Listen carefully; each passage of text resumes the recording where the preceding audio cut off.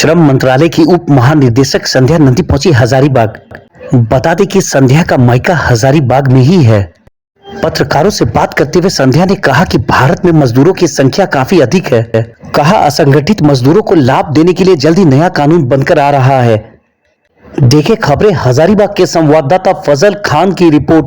झारखंड हजारीबाग मेरा मायका है। मैं छुट्टियों में आई हुई हूँ, तो मेरी ये दिली इच्छा थी कि मैं कुछ बताऊं अपने लोगों को कि भारत सरकार के श्रम कल्याण विभाग जो है ये 1964 में शुरू हुआ। अभी तक कोई भी अधिकारी इस क्षेत्र से वहाँ तक नहीं पहुँचा था जहाँ मैं पहुँची हूँ। सबसे ऊपर का ये पद है, एक ही पद है और मैं इसमें पहुँची हूँ। अभी मैं उप महानिदेशक श्रम कल्याण देख रही हूँ, जिसमें कि असंगठित क्षेत्र के कर्मचारियों के बारे में, उनके हित के बारे में, उनके लाभ के बारे में बातचीत होती है, उनके लिए पॉलिसी बनती है, उनके लिए कार्य होता है। हजारीबाग के मजदूर किस तरीके से आपसे जुड़ पाएंगे मैम? हजारीबाग के मजदूर तो जुड़े ही हुए हैं, जितने भी संगठित क्षेत्र के हैं और असंगठित क्षेत्र के हैं। हमारा जो सबसे बड़ा एक ई श्रम पोर्टल चल रहा है, ई श्रम पोर्टल में सब लोग अपने आप को दर्ज कराएं, तो श्रम मंत्रालय की तरफ से जितने भी स्कीम चल रही है उनका लाभ उनको मिलना शुरू हो जाएगा। और जो सबसे ज़्यादा अच्छा काम अभी होने वाला है वो है सामाजिक सुरक्षा। सामाजिक सुरक्षा का कोड तो नोटिफाई हो गया है, अब उसके लिए रूल बन रहे हैं अलग अलग राज्य सरकार के लिए। उसके लिए हम रूल बना रहे हैं जिससे कि संगठित क्षेत्र में जो पेंशन, ग्रेजुएटी और हेल्थ की सुविधाएँ मिलती हैं वो हमारे असंगठित कामकाज के जो रोजगार भाई बंदे हैं उनको भी मिलेगा। हजारीबाग की अगर हम बात करें मैम, तो असंगठित मजदूर के लिए सिर्फ कागजों पर ही प्रक्रिया होकर और रह जाती है। इसकी सेवा जो है, इसके लाभ जो है असंगठित मजदूरों को नहीं मिल पाती है। अगर हम बात करें ऑफिस की, तो ऑफिस मैनेजर की भी बात हो जाती है। इस पर कैसे लगाम लगाया जा सकता है? नहीं, मुझे ऐसा नहीं लगता, क्योंकि हम लोग जो डाटा मंगाते हैं, डाटा कई चरणों से आती है, फिल्टर होकर के आते हैं। हमें तो बहुत अच्छे रिजल्ट मिल रहे हैं और ये बढ़ते ही जा रही है। ये कहीं पर फ्रीज में नहीं हो रहा है। हर महीने जो डाटा आती है वो बढ़ कर के आ रही है। और मुझे पता है कि झारखंड में तो महिलाएं भी काम में आ रही हैं और घर से भी काम करती हैं।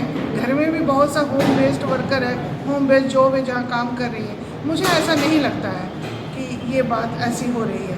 परिचय मैम? जी परिचय? हाँ, परिचय, मैं संध्या नंदी हजारीबाग में की रहने वाली। यहीं से मैंने पढ़ाई लिखाई स्कूलिंग किया, सेंट किन स्कूल से। सेंट कोलम्बस से मैंने ग्रेजुएशन किया, बीएससी ऑनर्स। एक्साइसिस रांची से मैंने एमबीए किया। उसके बाद टाटा स्टील में मैं पर्सनल ऑफिसर थी। सीसीएल चरी में 5 साल तक मैं वेलफेयर ऑफिसर थी।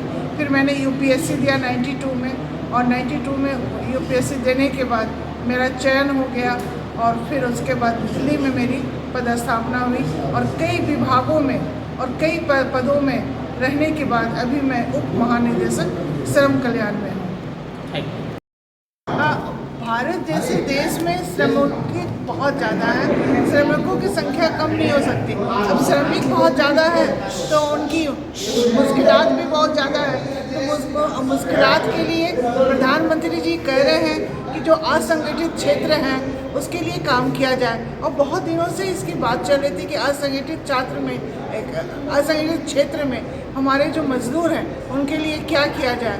तो उनके लिए अभी सामाजिक सुरक्षा नियम बन रहे हैं, जबकि ये नोटिस में हो गई है। अब उसके कानून बन रहे हैं जो बहुत जल्दी लॉन्च होने वाला है। असंगठित क्षेत्र में अभी तक 28.5 करोड़ लोग ई श्रम पोर्टल में अपने आप को रजिस्टर कर दिए हैं। और मैं सबसे दरख्वास्त करूंगी कि जितने भी हमारे श्रमिक भाई बहन हैं वो अपने अधिक से अधिक संख्या में श्रम पोर्टल में अपना नाम दर्ज कराएं, जिससे कि उनसे चलने वाली तरह तरह की जो स्कीम है उससे लाभान्वित हो सके। उसके कई सारे लाभ हैं, जैसे कि हाउसिंग का है, हेल्थ का है, एजुकेशन का है, और सबसे बड़ी बात जो है सामाजिक सुरक्षा। जिस तरह से हमारे संगठित क्षेत्र के श्रमिकों को सामाजिक सुरक्षा मिल रही है, पेंशन है, ग्रेजुएटी है, उसी तरह से कोशिश की जाएगी कि असंगठित क्षेत्र के श्रमिकों को भी वो सुविधा से लाभ मिले। ठीक है, थैंक यू।